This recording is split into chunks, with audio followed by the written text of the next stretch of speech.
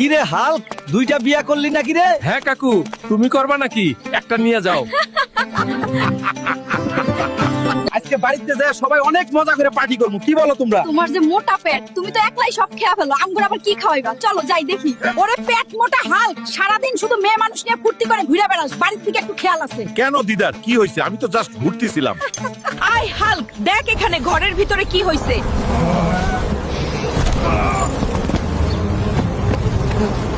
দিদা, তুমি একটুকু চিন্তা করবে না, আমি এখনই যাচ্ছি।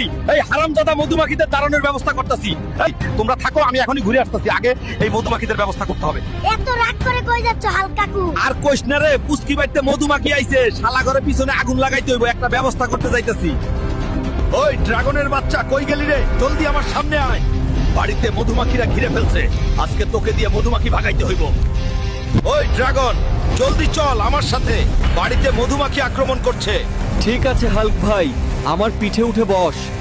এইবার একটা কাজের মতো কাজ করছিস রে, পেট মোটা। কথা পড়ে আগে মধুমাখিগুলোর পিছনে আগুন লাগাই। ওই দেখ মধুমাখির বাসা, এবার শালা ঘরে পাছায় আগুন লাগাইয়া সব পুড়ে ফেল। এবার আমাদের বাড়িতে আর কোনো সমস্যা নাই। ড্রাগন, এবার তুই যা, আমাদের বাড়ি এখন পুরোপুরি নিরাপদ।